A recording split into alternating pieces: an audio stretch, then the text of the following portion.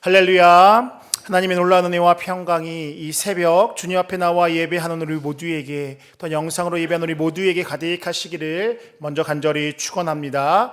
오늘은 사도행전 24장 1절부터 27절의 말씀을 가지고 우리가 추구해야 하는 신앙의 모습, 우리가 추구해야 하는 신앙의 모습이라는 제목으로 하나님의 말씀을 증거하도록 하겠습니다.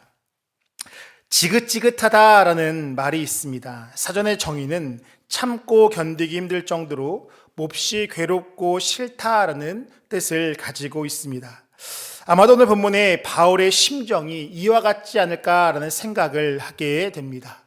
바울이 예루살렘에서 가이사랴로 무사하게 호송된 것을 한 유대인들은 그대로 넘어가지 않게 됩니다. 유대인들은 수단과 방법을 가리지 않고 바울을 죽이려고 했으며 벨리스 총독부 아래 있는 바울을 고소하기 위하여서 그렇게 가이사랴로 일종의 원정을 오게 됩니다. 그들의 주장은 바울이 전염병과 같이 잘못된 풍습을, 그러한 신앙을 전한다라는 그러한 이야기였습니다. 그렇기에 그를 신문하고 그에게 죄를 물어주십시오 라고 했던 것이 그들의 주장이었습니다.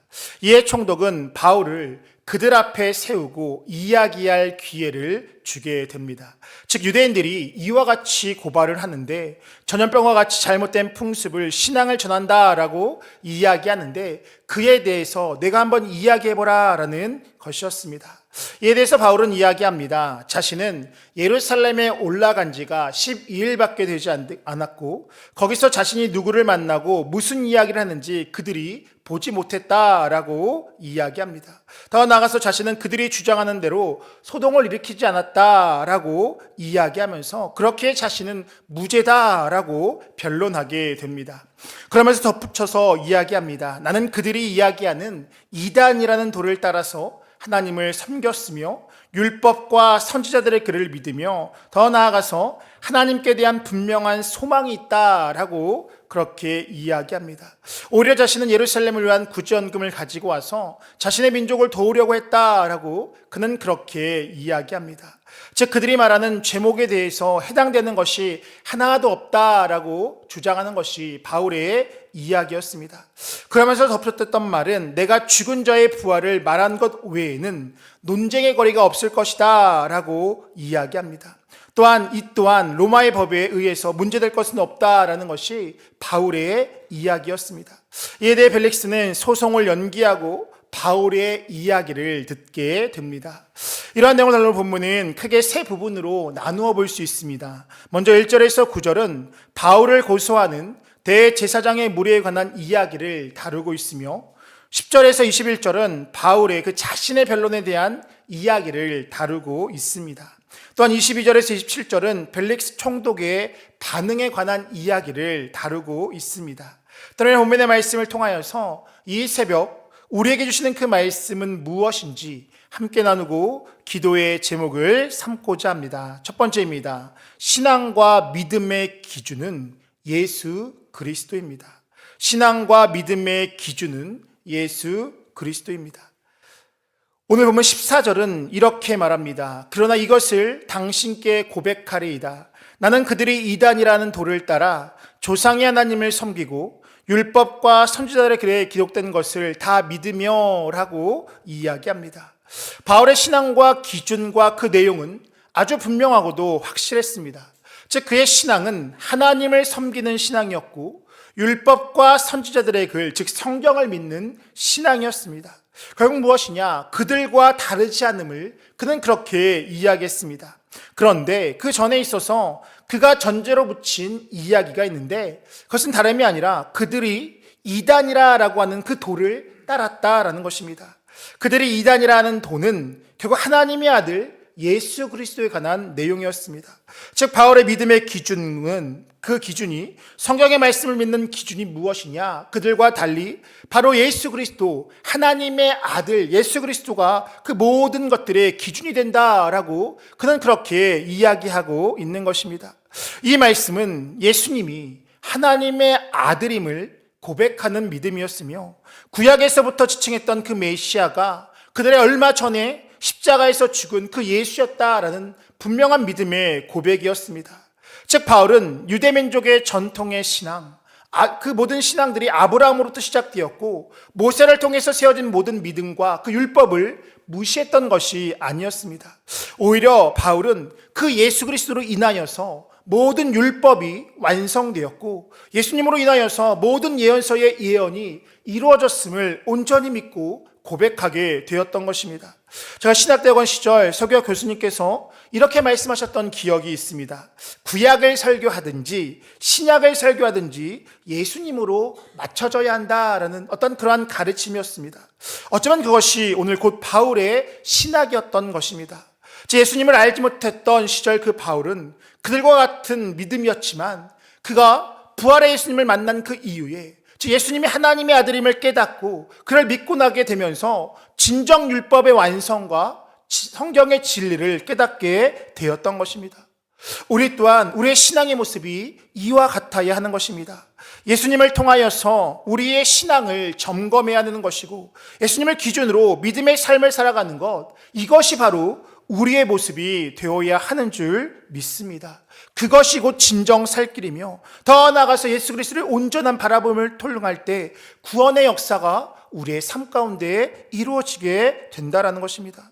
예수님은 율법의 완성이고 하나님의 구원의 결정의 완성임을 기억하시고 예수 그리스도를 통한 믿음 생활, 신앙 생활, 또 예수님이 기준되는 믿음 생활, 신앙 생활을 통하여서 주어진 삶 가운데 하나님께서 베푸시는 풍성한 은혜와 복을 누리며 나아가는 우리 모두가 되시기를 간절히 축원합니다. 두 번째입니다. 하나님을 향한 부활의 소망을 가져야 합니다.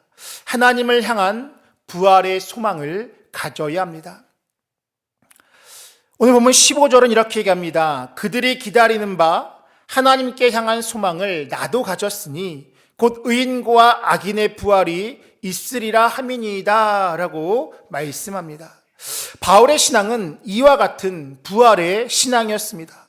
바울을 벨릭스 총독에게 고소했던 이들 중 바리새인들과 사두개인들은 부활에 대한 다른 견해를 가지고 있었습니다. 바리새인들은 부활을 믿었지만 사두개인들은 부활의 신앙을 부정했던 것이 그들의 모습이었습니다. 근데 중요한 것은 바리새인들도 부활을 믿었다라고 이야기하지만 그들 또한 부활의 정확한 의미를 알지 못했던 것이었습니다. 즉 구약에서 말하는 여러 가지의 암시들을 통하여서 여러 예언의 말씀들을 통하여서 부활에 대해서 막연하게 이해하고만 있었던 것이 그들의 신앙, 그들의 부활에 대한 신앙이고 그들의 어떠한 모습이었습니다. 그에 대해 바울은 자신은 부활의 주님을 만나게 되었고 그 부활의 주님을 만남이 자신의 삶을 완전히 변화시켰다라고 이야기하는 것입니다. 즉 부활의 진정한 의미를 부활의 주님을 만남을 통해서 그 또한 깨닫게 되었던 것입니다. 실제로 바울은 자신의 신앙의 전환점이자 변곡점은 다메섹 도상에서 주님을 만났을 때였다라고 그는 그렇게 고백하고 있습니다. 고린도전서 15장 8절에서 10절입니다. 맨 나중에 만삭되지 못하여 난 자 같은 내게도 보이셨느니라. 나는 사도 중에 가장 작은 자라. 나는 하나님의 교회를 박해하였으므로 사도라 칭함받기를 감당하지 못할 자니라. 그러나 내가 나된 것은 하나님의 은혜로 된 것이니 내게 주신 그의 은혜가 헛되지 아니하여 내가 모든 사도보다 더 많이 수고하였으나 내가 한 것이 아니요 오직 나와 함께 하신 하나님의 은혜로라 라고 그는 그렇게 고백하고 있습니다. 즉 만삭되지 못한 자 같은 내게도 그 부활의 주님을 만나셨을 그때에 그의 삶의 모든 것들이 송두리째 바뀌게 되었던 것입니다. 우리의 신앙의 근거도 바로 여기에 있어야 하는 것입니다. 그리스도인이 가지고 있는 분명한 신앙의 모습, 그 기준은 예수님이 분명히 부활하셨음을 믿는 것이고 그 부활의 예수님을 믿으면 우리 또한 그 부활의 능력을 힘입어 살아가게 되는 것이고 더 나아가서 마지막 그날에 부활의 영광을 온전히 누리게 된다는 것, 이것이 바로 우리 믿는 자들의 믿음의 내용이 되어야 하는 것입니다. 이러한 부활의 신앙이 있을 때에 로마서의 고백처럼 사망이나 생명이나 천사들이나 권세자들이나 현재일이나 장래일이나 능력이나 높음이나 깊음이나 그 어떤 피조물들도 우리를 우리 주 그리스도 예수 안에 있는 하나님의 사랑에서 끊을 수 없는 은혜와 또 궁극적인 승리가 우리 가운데 주어지게 되는 줄 믿습니다. 그렇기에 우리는 매일 그 부활의 주님을 바라봐야 되는 것이고 우리의 신앙의 분명한 기준은 오직 부활의 예수님이 되어야 하는 줄 믿습니다. 바라는 것은 이와 같이 부활의 온전한 신앙을 가지고 살아가심을 통하여서 주어진 삶의 영역 가운데 넉넉히 승리하며 나아가는 우리 모두의 삶이 되시기를 간절히 축원합니다. 끝으로 하나님과 사람 앞에서 거리낌이 없는 삶을 살아야 합니다. 하나님과 사람 앞에서 거리낌이 없는 삶을 살아야 합니다.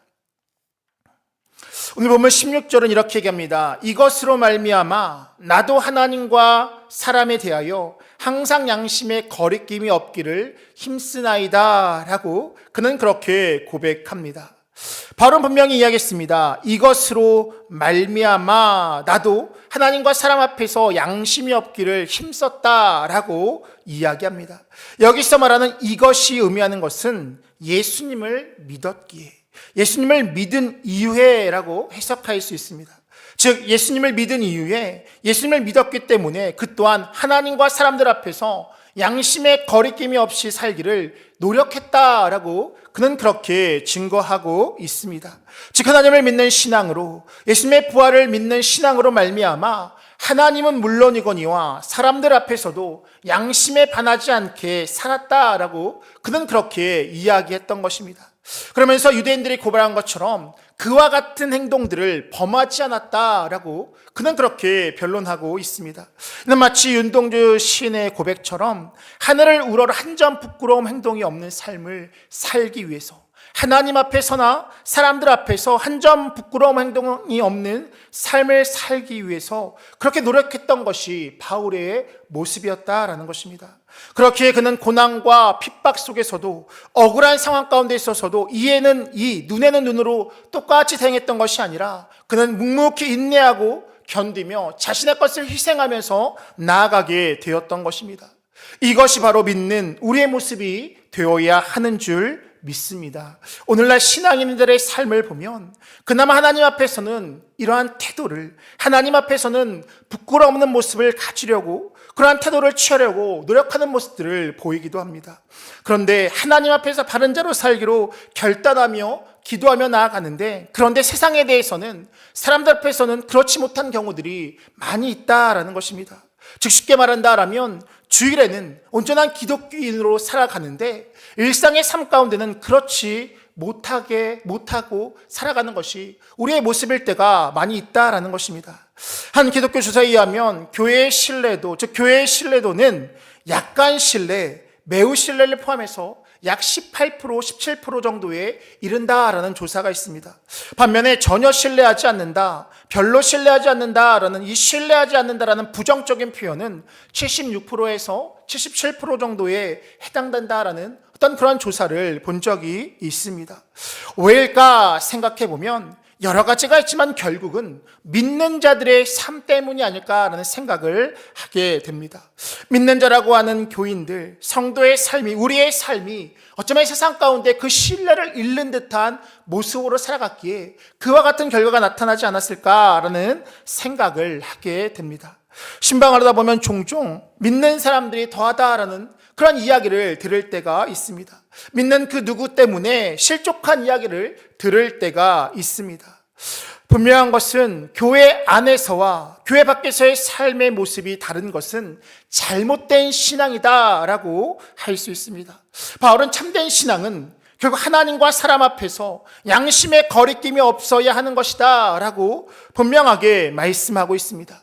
보이는 곳에서만 신앙인의 모습이 아니라 보이지 않는 일상의 삶 가운데서도 그렇게 살아가는 것, 그것이 진정한 신앙의 모습이고 그것이 진정 우리의 모습이 되어야 하는 줄 믿습니다. 하나님 앞에서 예배했다라면 일상의 삶 가운데서도 예배자의 삶을 살아야 하는 것이고, 그 예배자의 삶은 마태복음의 말씀처럼 착함과 바르게 함으로 나타나는 것, 이것이 바로 우리의 삶의 모습이 되어야 한다라는 것입니다.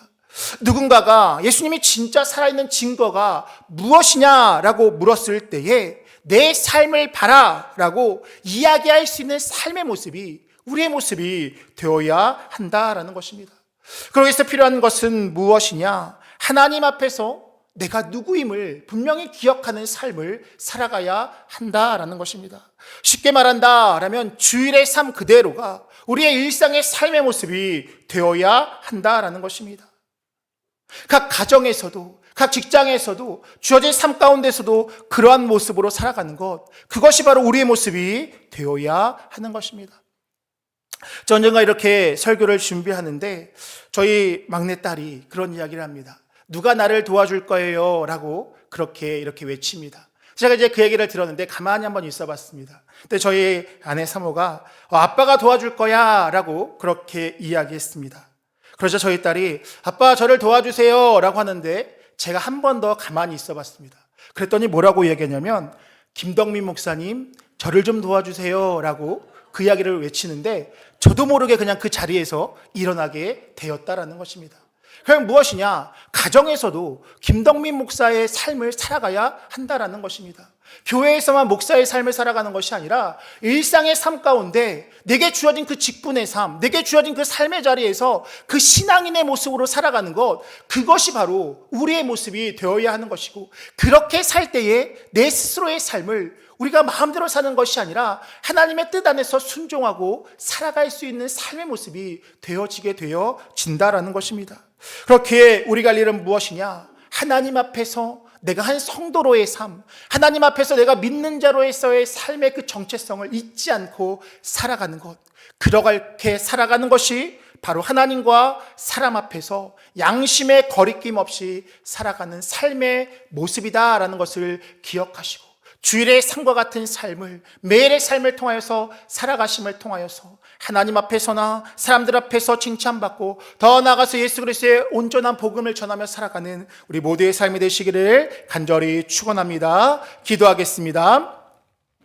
우리의 삶의 이유자 목적이 되시는 하나님, 지난밤도 주의 내 가운데 평안한 쉼을 쉬게 하여 주시고 이른 새벽 주님 앞에 나와 예배하며 하루를 시작하게 하시니 참으로 감사를 드립니다. 부활의 온전한 신앙을 가지고 하나님과 사람 앞에서 바르고 정직한 신앙, 우리의 양심에 거리낌 없는 삶을 살아가는 우리 모두가 되어줄 수 있도록 인도하여 주시옵소서. 예수님을 온전히 믿고 신뢰함을 통하여서 더 나아가서 예수 그리스도의 제자된 삶을 살아감을 통하여서 예수가 우리의 삶을 통해서 증거되게 하여 주시고, 또한 그 예수님으로 인하여서 풍성한 은혜와 복을 누리며 나아가는 우리 모두가 되어줄 수 있도록 인도하여 주시옵소서. 이 새벽에도 주님 앞에 나와 예배할 때에 귀한 예물 드린 자들이 있습니다. 저들이 적은 간절한 기도의 제목, 빼곡히 적은 기도의 제목이 주님 안에서 아름답게 이루어지게 하시되 더디마시고 속히 이루어진 놀라운 역사를 누리며 나아갈 수 있도록 인도하여 주시옵소서. 오늘 하루의 삶 가운데서도 우리 광야의 모든 것들의 가정과 직장과 삶의 터전 가운데 함께 하셔서 오늘도 주어진 삶 가운데 넉넉히 승리하는 삶, 하나님 앞에서나 이웃들 앞에서 우리의 양심에 꺼리낌 없이 살아가는 한날의 삶 되어줄 수 있도록 인도하여 주시옵소서. 특별히 저녁에 있을 수요 치유신학 가운데 함께 해주셔서 광림의 건수들이 함께 모여 예배함을 통하여서 하나님의 풍성한 은혜를 누리며 나아가는 귀한 시간 되어줄 수 있도록 인도하여 주시옵소서. 감사드리며 예수님의 이름으로 기도하옵나이다. 아멘.